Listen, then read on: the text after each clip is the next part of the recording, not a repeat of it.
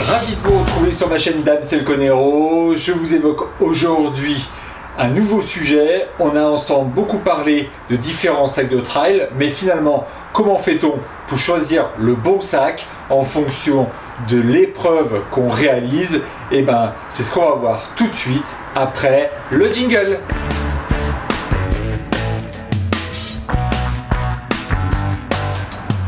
Oui, que tu sois pro ou amateur, finalement, le sac de trail est indispensable pour ta course, quelle qu'elle soit, et surtout, il est gage de confort et de performance. Comme ta chaussure de trail, tu dois faire très attention lors du choix de ton sac à dos, mais pas en fonction de la marque, que ce soit Oxystis, que ce soit Evadict ou encore Nathan Sport, éventuellement Salomon ou autre. Le plus important, c'est de bien te sentir dans ce sac et je vais te donner quelques astuces aujourd'hui pour finalement arriver à prendre le meilleur sac, le meilleur rapport qualité-prix en fonction de ton événement. Le choix de ton sac de trail va réellement dépendre de ton événement. En fait, quand tu vas choisir ton sac d'hydratation, il va falloir que tu vérifies la distance de ton trail.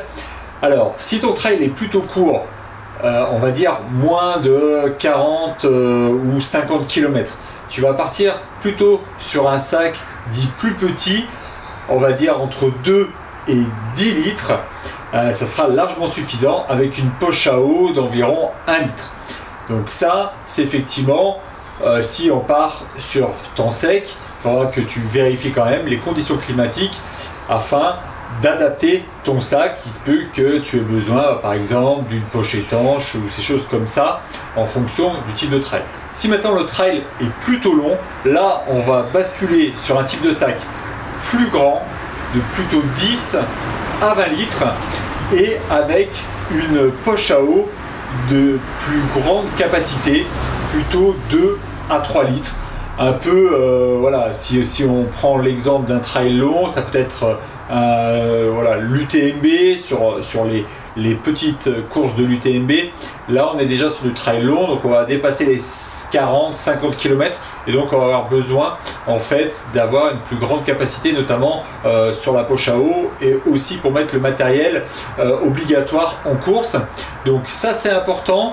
Après, il va falloir aussi que tu vérifies, je te le disais, le type de poche. Est-ce qu'il y a suffisamment de poches pour intégrer tout le matériel spécifique? Est-ce que ton sac a un porte-bâton? Ça aussi, très important, parce que dans certaines courses, notamment sur les trails longs, tu en auras besoin. Ou alors il faudra que tu choisisses une ceinture qui va te permettre de porter les bâtons. Donc deux options. Donc ça, c'est toi qui vas choisir. Et sur le trail court, je te l'ai dit, voilà, un sac plutôt plus petit, comme j'ai montré au départ.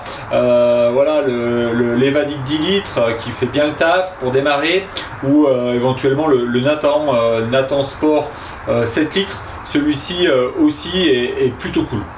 Pense bien à voilà, regarder la météo en fait de ton trail, pardon. Pourquoi? Parce que en fonction, le sac va avoir son importance, notamment sur les compartiments du type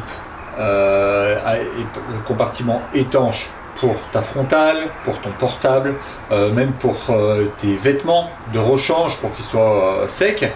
A l'inverse, un sac qui sera hyper respirant va te permettre d'avoir des vêtements plus secs plus rapidement si le temps le permet. Donc voilà, donc un choix plutôt judicieux à avoir et donc à être vraiment proche de tout ça. Concernant ton sac pour l'ultra trail, en fait tu prends tout ce que je viens de te dire et tu vas rajouter 2 points hyper importants, notamment les poches à eau. Vérifie que ton sac tout simplement soit entre 10 et 20 litres et que tu puisses tout simplement avoir la poche à eau intégrée. Ou si c'est pas le cas, vérifie bien que la poche à eau que tu vas acheter ira dans le sac de trail que tu vas utiliser pour ton événement, au risque de subir quelques désagréments. Et puis également, pense aussi à l'ergonomie de ton sac. On a beaucoup parlé sur cette chaîne, mais l'ergonomie, c'est primordial dans l'ultra trail pour avoir un accès facile à tes poches et que ce soit pas toujours la misère, qu'il faille toujours enlever le sac pour récupérer tes éléments, tes bâtons, etc. Voilà. Pense ergonomie, simplicité, et tu verras que tu auras forcément trouvé un sac qui te correspond vraiment et qui sera facile pour toi lors de la course de pouvoir faire qu'un avec. Maintenant, une fois que je vous ai dit ça, vous allez me dire ok, mais Dams, comment je fais pour trouver le sac qui me correspond? En fait, il faut qu'on évoque ensemble la morphologie. Comment choisir ton sac? Simplement, il faut que le sac à dos ait la même longueur que ton dos et surtout qu'il soit bien plaqué à ton dos. Pourquoi? Ça t'évitera d'avoir des maux de dos dans la course et surtout, ça va te donner vraiment un très bon confort lors de la course. Et quand on sait effectivement qu'on peut avoir des ballottements, des choses comme ça, un sac vraiment à sa morphologie, à sa taille et bien serré correspond en fait à un meilleur confort lors de la course et donc du coup à une meilleure perf au final. Donc du coup, pense à cela. Souvent, voilà, il y a certaines marques, alors je vais en citer quelques-unes, mais notamment S-Lab, Camelback, Nathan, réalisent ces sacs avec des athlètes, donc vous pouvez y aller. Si vous trouvez votre taille, ils seront forcément à votre morphologie. Ensuite, il faudra simplement les régler correctement sur les sangles devant, avec des bretelles ou des sangles ajustables. Et souvent, regardez si vous ne pouvez pas les régler aussi sur les côtés.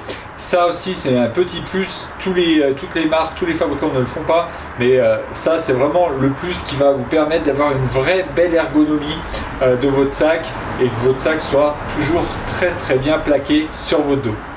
Pour terminer, voici 3 derniers conseils bonus pour être sûr de ne pas tromper sur ton sac à dos, ton sac de trail. Le premier, c'est tout simplement des élastiques extérieurs comme ceci sur ce sac qui va te permettre tout simplement de pouvoir serrer des vêtements ou des petites choses et facile d'accès. Donc ça, c'est la première chose. Le deuxième conseil, c'est prends un sac porte-bâton. Par exemple, comme celui-ci, tu vois, regarde, les bâtons, tu peux les mettre ici et comme ça, tu peux les sortir et les ranger pendant ta course, que ce soit le trail ou l'ultra trail. Parfois, on a besoin de ce type d'outil et donc avoir un sac qui fait déjà le boulot plutôt que d'avoir un carquois, c'est quand même beaucoup plus cool. Et le troisième, en fait, il est simple et vous allez me dire, il est logique en fait, c'est de prendre un sac avec un fond de sac renforcé. Pourquoi? Parce qu'on a toujours tendance à le mettre par terre et donc du coup ça frotte tout simplement le textile et donc ça l'abîme et à terme ça crée un trou et donc quand il y a un trou sur votre sac, le sac est difficilement utilisable, même si on peut toujours le réparer bien entendu. Je vous mettrai dans cette vidéo d'ailleurs quelques types de sacs que j'ai utilisés, que j'ai testés. Je vous remettrai des fiches justement sur des sacs qui m'ont bien plu et sur lesquels vous pourrez retrouver les vidéos et les tests complets. J'espère que cette vidéo vous aura plu, qu'elle vous permettra tout simplement de trouver le sac de trail ou d'ultra trail qui vous correspond le mieux. C'est pas une question de marque, mais vraiment là, pour le coup, une question de confort, d'ergonomie pour votre événement. Et je vous dis à très vite pour une nouvelle vidéo. D'ici là, prenez soin de vous. N'hésitez pas à liker, à commenter, à vous abonner. Et je vous dis, on de guerre.